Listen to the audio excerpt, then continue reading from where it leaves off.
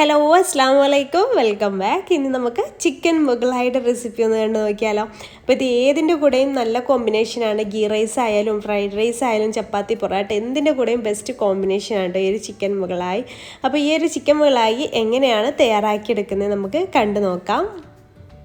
വീഡിയോയിലേക്ക് പോകുന്ന മുമ്പായിട്ട് ഐഫോൺ യൂസേഴ്സിന് ഒരു സന്തോഷ വാർത്ത കൂടി ഞാൻ പറയുന്നുണ്ട്. ഒരു അടിപൊളി ആപ്പാണ് ഞാൻ നിങ്ങളുമായിട്ട് ഷെയർ ചെയ്യുന്നത്. iOS യൂസേഴ്സിന് ഫോട്ടോ കൊളാർട്ട് എന്ന് പറഞ്ഞിട്ടുള്ള ഒരു ആപ്പാണ്.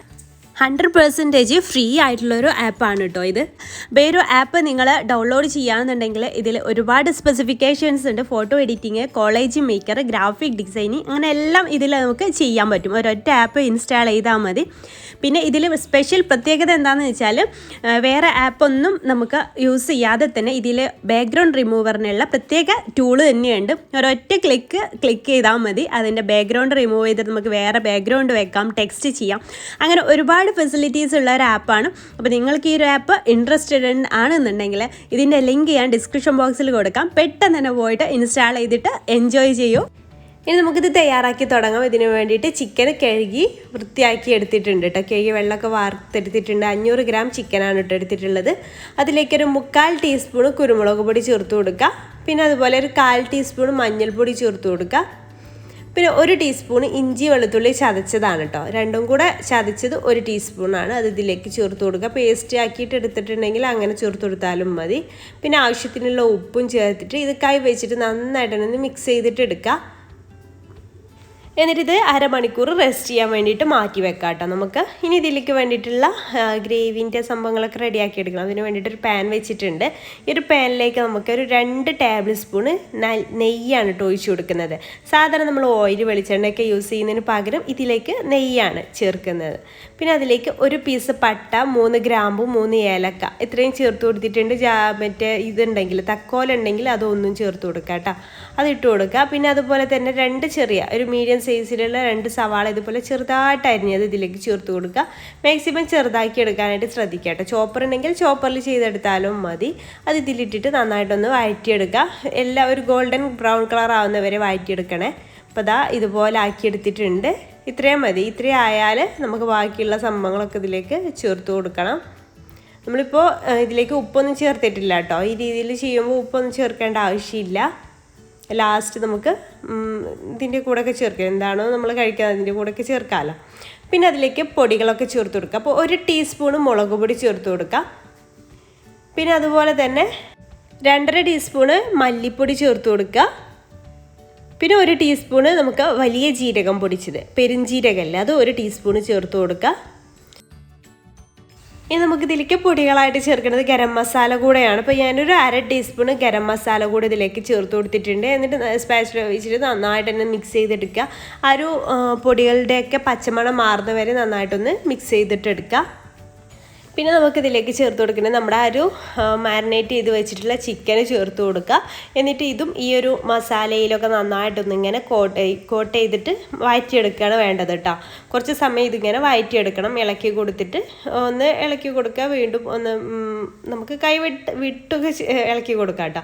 അപ്പം അങ്ങനെ ഇടയ്ക്കിടയ്ക്കായിട്ട് ഇങ്ങനെ ഇളക്കി കൊടുത്തിട്ട് ഇതൊന്ന് വഴറ്റിയെടുക്കണം.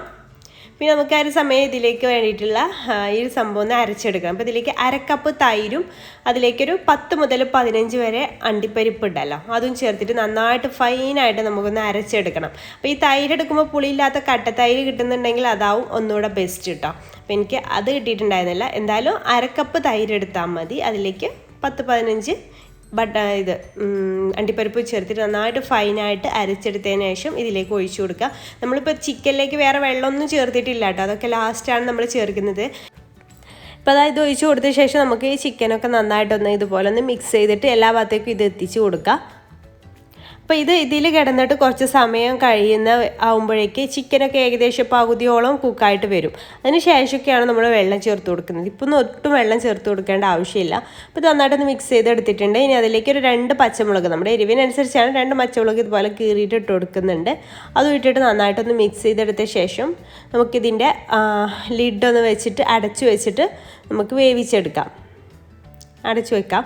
ഇനി ഇതിൻ്റെ ടൈം എങ്ങനെയാണെന്ന് വെച്ചാൽ കുറച്ച് സമയം കഴിയുമ്പോൾ ഇതിൻ്റെ കണ്ടോ സൈഡിൽ നിന്നൊക്കെ എണ്ണ ഇങ്ങനെ തെളിഞ്ഞ് വരുന്നുണ്ട്. അത്രയും ആകുമ്പോൾ നമുക്കിതിലേക്ക് വെള്ളം ചേർത്ത് കൊടുക്കാം. ഇപ്പോൾ ഏകദേശം ചിക്കനൊക്കെ പകുതിയോളം കുക്കായി വന്നിട്ടുണ്ടാവും. അപ്പോൾ ഇങ്ങനെ ഈ ഒരു എണ്ണയൊക്കെ തെളിഞ്ഞ് വരുന്ന സമയത്താണ് നമ്മളിതിലേക്ക് വെള്ളം ചേർത്ത് കൊടുക്കുന്നത്.